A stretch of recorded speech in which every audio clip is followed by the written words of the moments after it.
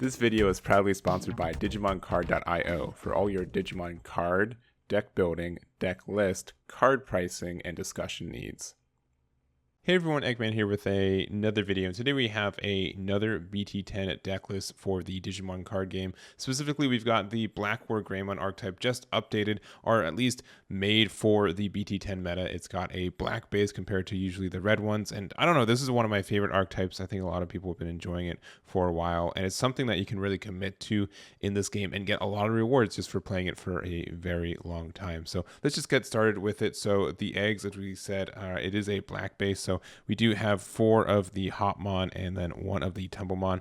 Unfortunately, there's not like a really fantastic egg that does everything that for this archetype like some do. So Hopmon, just while you have a black tamer in play, this gets plus 1 KDP. So and this is just your turn, and then opponent's turn. Tumblemon, well, this Digimon has blocker, it gets plus 1 KDP. So one or the other could be good. I think the eggs are really up to you on this one. There's not one that's obviously the best for you, and there's a couple other, I think, black eggs that are just as good. So if you want your build to be more consistent with those, I think there's some room for it, but those are just the ones that I chose for this list today.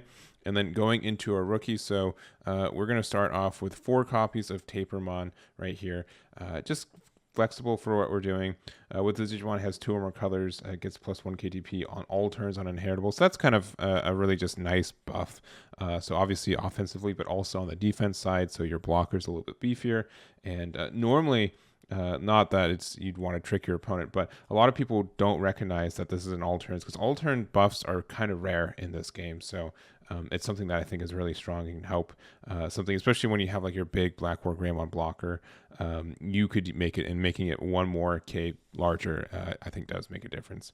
And then we do have just a bunch of Agumons. So we are a bit limited for some of our options for this, but here is our black Agumon. So obviously on play, real top 4 cards, add to 1 Greymon in its name and 1 with Dragonkin in its traits, and then place the remaining at your bottom. So just good. It's got a good name because we're also running 4 of the starter deck, 5. These are very old Agumons. I had to really dig these back up, but honestly, we're only playing this because it has the word Agumon in its name, and or it is named Agumon. It is a 1K blocker, which is something. You can, more blockers can be nice, and being able to hard cast a blocker from her hand is sometimes fine, but it's mostly for the name, because we are running also the Agumon X antibody here, just for some more consistency, just for some more card draw, which is really nice. You Digivolve on top of one of these for free, then you become a red Digimon, which doesn't make a big difference because all of our level 4s, as you'll see, can Digivolve on top of red, so I think that's kind of strong. And you get to look for some cards. Just it's a really good draw card for us, and even if you just play it for 3 and then you can Digivolve on top of it later, I don't think it's a bad choice for this. The only thing is it can't find other rookies, unfortunately, but other than that, I think it's a very strong card for us. So those are our rookies. We are running technically 16, but we do have these black eggs, so we're technically only running 12. Which maybe you could buff them up, but that's just how we're doing it. So obviously we do have some ways to search out our rookies as well, but if that is too low for you, I think you could change it if you need to. And then going into our level 4s, we're currently running 3 Deltamon, and this is strictly because I only own 3 right now, but 3 felt pretty good when I tested with it. If you want a 4th one, take a copy of the Agumon rookie off for it. But for Digivolve for 3 on a level 4, but when this Digimon would Digivolve into a card with 2 colors or composite in its traits, reduce the devolution cost by 2. So this costs 3, but that means that your Digivolve into a level 5 will cost either 1 or 2, because they're usually 3 or 4. So that reduction does help you. So it just means like this is technically a Digivolve for 1 when you look at the reduction there. Also has a pretty good inheritable when attacking for each of this Digimon's colors. Delete one of your opponent's Digimon 3k DP or less. So if there's some obnoxious rookies that are just kind of hanging out there, you can pop them with this guy. Then we are running 4 of the inheritable blocker Greymon. So when you have a red Digimon in play, which can include itself, if it's inheritable in its line, this gains blocker. So just being able to give something blocker is good. It's flexible with your color on devolutions as well, and it's a Greymon, which is important. We're also running the starter deck, or it's not starter deck, BT2 also came of the 1.0. This is just a black Greymon. It's literally just named Greymon, which is why we're running this. When the Digimon has reboot, it gets jamming, which is literally just our Gaiomon. So if we have like a 13k jamming, if that makes, like, sometimes that comes up, I guess, so it's not too bad. Also, it only costs costs 4, so playing this for 4 as a champion outright is not terrible. It's a little slow sometimes, but it could be worse, and it's like it there. And then we also are running 3 copies of the Greymon X antibody. So this can only digivolve on top of these guys or on top of our red Agu, just based on how the colors work. So we're only running 3 of them because of that, but he's strong. He offers some protection for our lines as well, and I do think he's worth it. And like an extra cycle, extra draw, which can be important because it does not get as much cycle, I'd say, as the generic red BlackWarGreymon that we're used to seeing with the actual kind of X antibody lines. We're playing BlackWarGreymon, so you know we're playing 4 copies of Metal Greymon.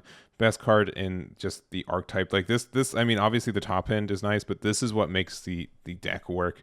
It has a great, when digivolving, it has a great inheritable.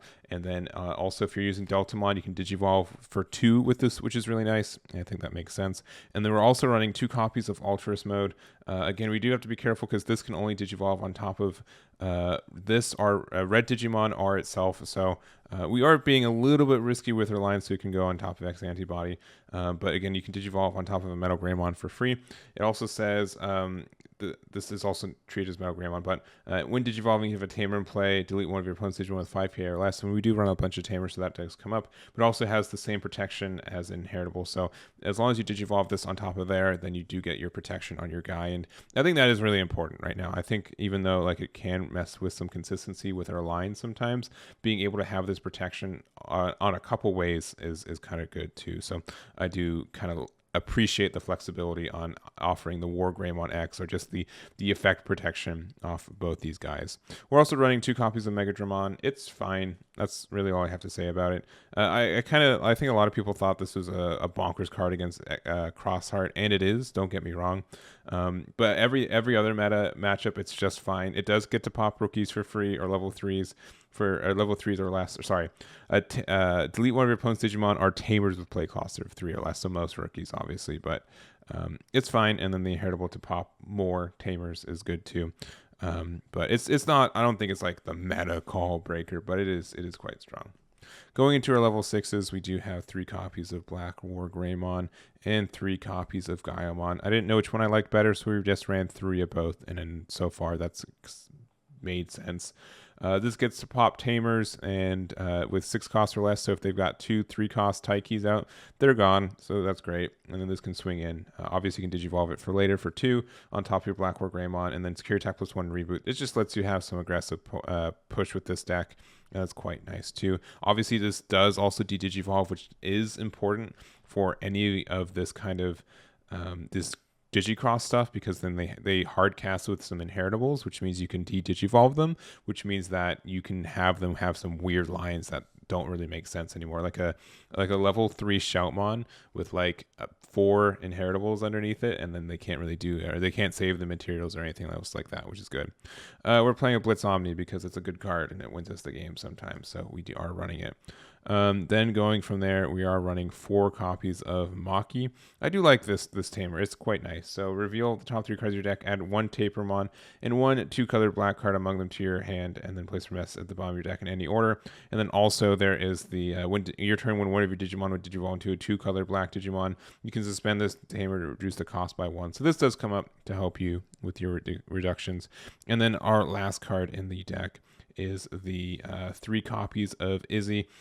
We are running some red cards and obviously the white Omni, so this doesn't hit every time, unfortunately, but I still think it's better than most other tamers. I think setting your memory to 3 is super good in a deck like this where we do a lot of these Digivolutions, so I did want to find some room for this guy, and then even if we do whiff on it, it does help us find pieces that we might be missing, and I think that's important enough for it. So even though we're only running 12 rookies, Maki can help us find some, Izzy can help us find some, which is nice, and even a hard cast of a Greymon I don't think is too bad. But this is the list for you guys. I did test it on my stream, and I did think it was really fun. I think it's in a good spot, and I've always kind of liked this archetype. So I don't think there's any BT10 cards in this list, unfortunately, but I don't think it needs it.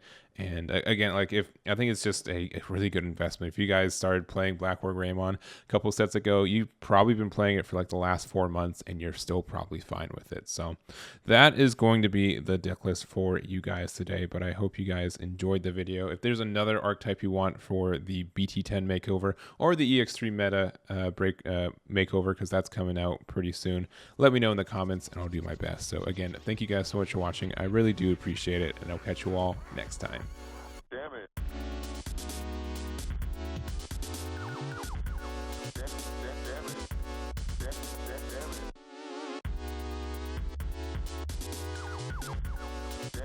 Damn it.